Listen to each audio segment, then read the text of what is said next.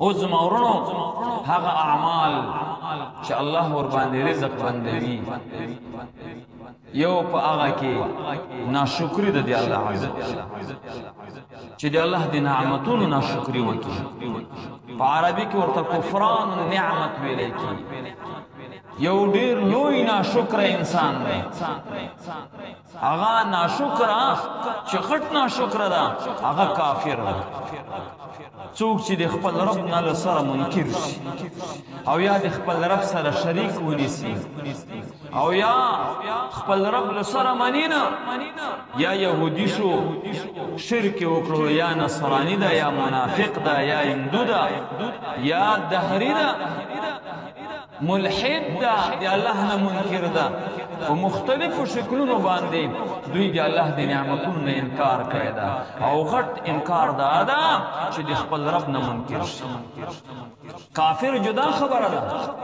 کافر ته الله په دې دنیا روزي ورکوي سره له دې نه چې کافر ده او لوی ناشکر انسان ده ځکه الله وایي د ستا د یو څو ورځې دي د یو څو ورځې به ته ښې تېروې او ته به په مزو کې وې ابد الاباد د نعمتونو نه بیا کافر محروم لیکن مسلمان د پاره او د مؤمن د پاره اعمال بیا ډېر ضروري دي د ګناهونه او د دې ناشکري چې ده د دې رزق اخلي الله په قرآن کې د دې ثبوت ذکر کوي قرآن عظیم الشان کې الله فرمایي وضرب الله مثلا قرية كانت آمنة مطمئنة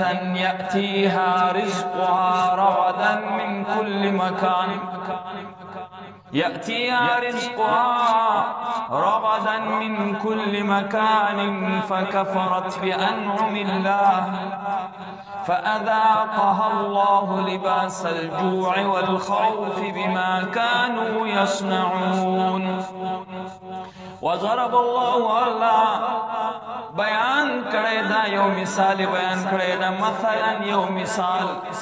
د مؤمنانو د مسلمانانو د پوهې لپاره الله قرآن کې یو حکایت او مثال بیانوي قرية آمنة كانت قرية آمنة دا یو قرية و یو خارية و ډیر په امن باندې و مطمئنتنا او ډیر مطمئنه و سکون قلبي ورسره د دې قرية او د دې خاريانو د دې وطن اطمینان په نصیب خلک خوشاله او امن او جنگ او جدل خوف او ډار د هر قسم خطراتو نه دی محفوظ وي یأتیها رزقها راتلب ورته رزق دی رغدا پریمانه به رزق را روانو من کل مکان دی هر طرفنا رزق را روانو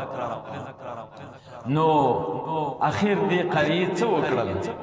فکفرت بانعم الله بیا دا کافر شول دی انکار وکړو ناشکري وکړل دی الله په نعمتونو باندې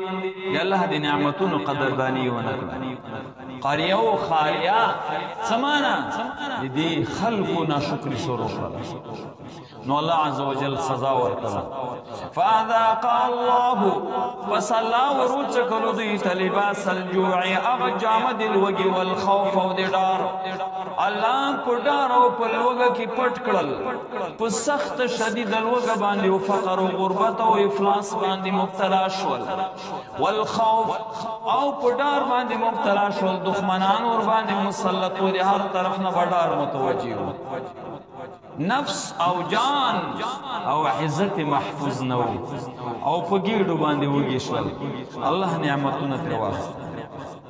او الله وای